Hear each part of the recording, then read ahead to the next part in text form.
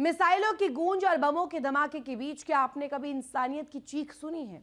आज middle east से जो चीखें आ रही हैं वो किसी भी संवेदनशील इंसान की रूह कपा देने के लिए काफी है। जंग जब शुरू होती है तो नक्शों पर लकीरें खींची जाती है, लेकिन जब जंग लंबी खिंचती है तो वो लकीरें मासूमों के खून से लाल हो जाती है। मिडिल ईस्ट में आज यही हो रहा है। गाजा पूरी तरह शमशान बन चुका है। बेरूत खंडरों की शक्ल अख्तियार कर चुका है और लेबनान की धरती से उठ रहा धुआं आसमान को काला कर रहा है। लेकिन सवाल ये कि इस महाविनाश की सबसे बड़ी कीमत कौन चुका रहा है? क्या वो नेता जो सुरक्षित बंकरों में बैठकर हुक्म देते हैं, या वो मासूम बच्चे, औरतें और बुजुर्ग जो मलबे के नीचे अपनी आखिरी सांसें गिन रहे हैं? आखिर नेतन्याहू और क्या करके मानेंगे? जब गाजा में सिर छुपाने की जगह नहीं बची, जब बेरूत की इमारतें ताश के पत्तों की तरह ढह गई, तब भी नेतन्याहू का बयान आता है कि इजरायली सेना गाजा और लेबनान में तब तक रहेगी जब तक उनका मकसद पूरा नहीं हो जाता।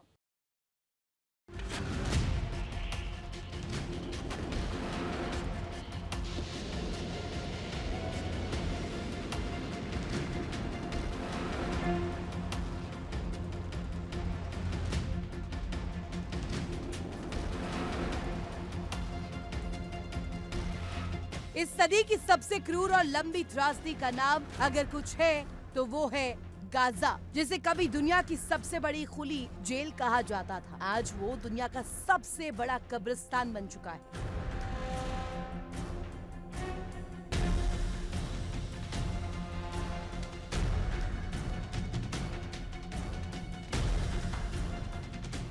संयुक्त राष्ट्र और स्वास्थ्य मंत्रालयों के आंकड़े रूह कपा देने वाले हैं। गाजा में अब तक 75,000 से ज्यादा लोगों की जान जा चुकी है, जिनमें से आधे से ज्यादा मासूम बच्चे और महिलाएं हैं। जरा सोचिए उस माँ के दिल पर क्या गुजरती होगी जिसके सामने उसका पूरा का पूरा खानदान एक मिसाइल हमले में साफ हो गया।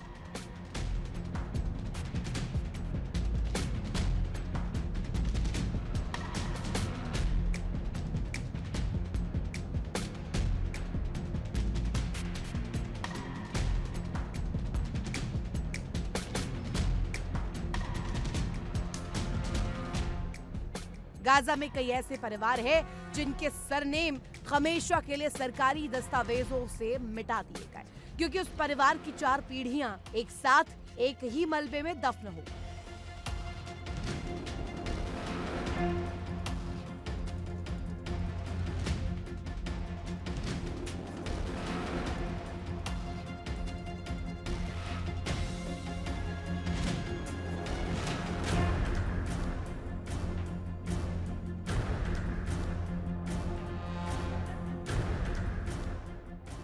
गाजा आज भूखमरी की कगार पर है। अस्पतालों में दवाइयां नहीं है।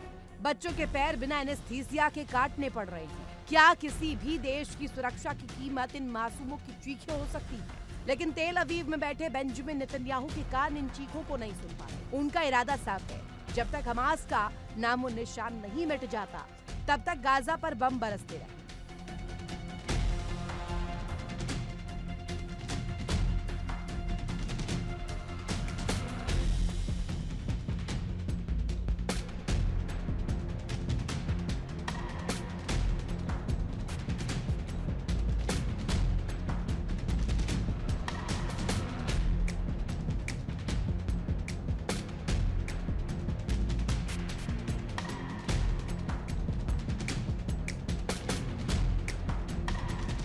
पर सवाल ये कि हमास को मिटाते मिटाते क्या गाजा के वजूद को ही मिटा दिया जाएगा? गाजा की ये कहानी रूह कपाती है, लेकिन तबाही का ये सिलसिला यही नहीं थमा।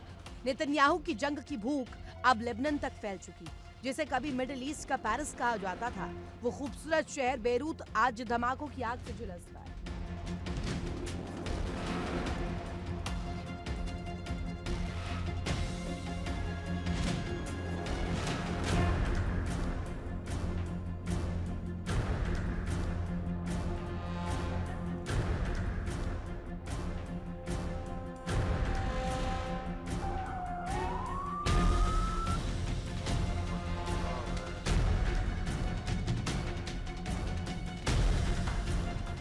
इजराइल और लेबनान के बीच अमेरिका की मध्यस्थता में शांति समझौते के फ्रेमवर्क की बातें होती हैं, लेकिन जमीन पर क्या होता है?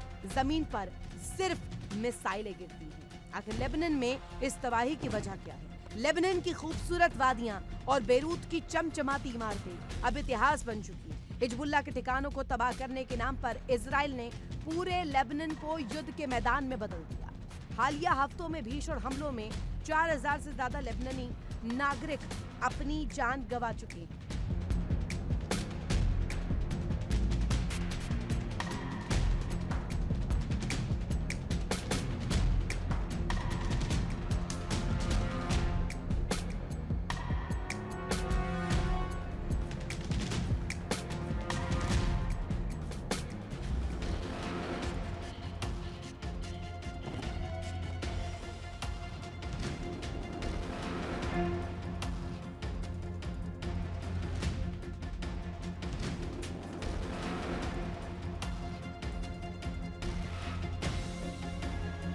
जंग का सबसे खौफनाक चेहरा होता है विस्थापन।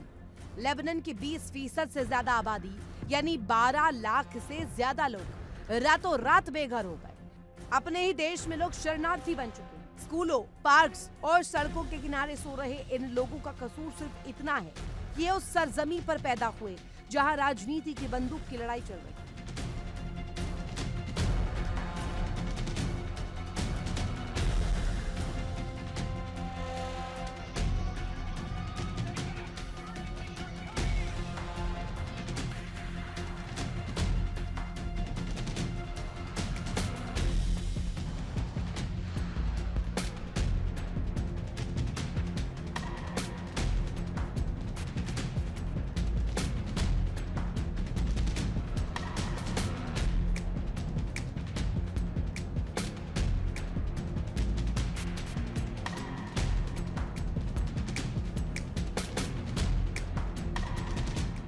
नेतन्याहू ने साफ कह दिया कि इजरायली सेना लेबनान में सुरक्षा क्षेत्र से तब तक पीछे नहीं हटेगी जब तक हिजबुल्लाह का पूरी तरह निशस्त्रीकरण नहीं हो जाता। यानी जब तक हिजबुल्लाह हथियार नहीं डालेगा तब तक लेबनान के मासूमों पर मौत का ये साया ऐसे ही मंडराता रहेगा।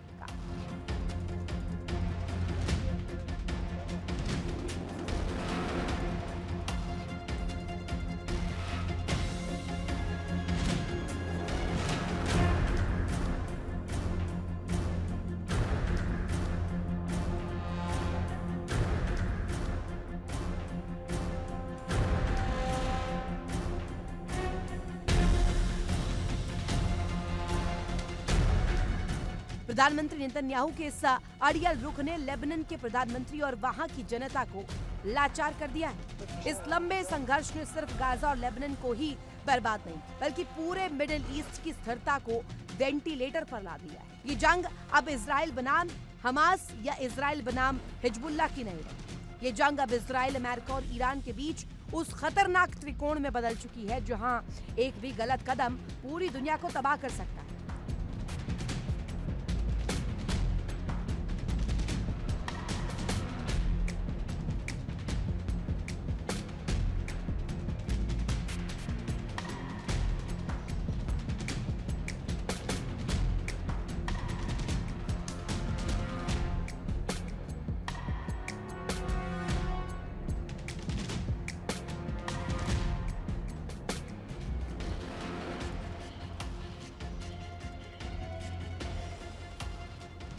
रूस और यूक्रेन की जंग पहले से ही दुनिया की अर्थव्यवस्था को चोट पहुंचा रही थी और अब मिडिल ईस्ट की यह आग पूरी दुनिया के लिए खतरा बन गई। ईरान ने चेतावनी दी कि अगर उस पर या उसके सहयोगियों पर हमले नहीं रुके तो वो पूरी ताकत से इजराइल पर पलटवार करेगा। दूसरी तरफ इजराइल के रक्षा मंत्री खुलकर कह रहे हैं कि अगर ईरान ने आंखें उठाई तो अंजाम भयानक होगा।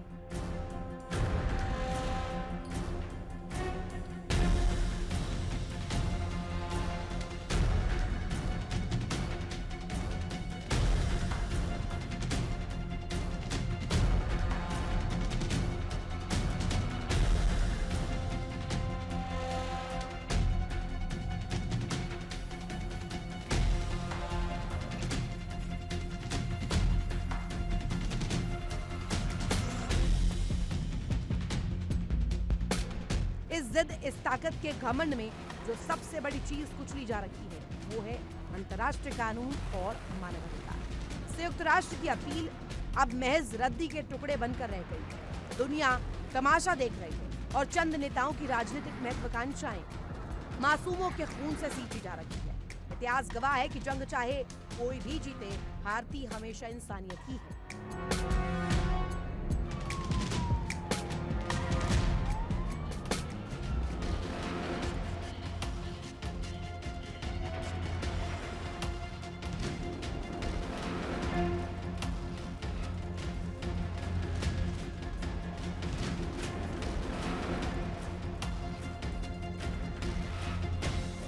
गाजा के मलबे में दबे खिलौने और बेरूत की सड़कों पर रोते बच्चे आज दुनिया के शक्तिशाली मुल्कों से एक ही सवाल पूछ रहे हैं।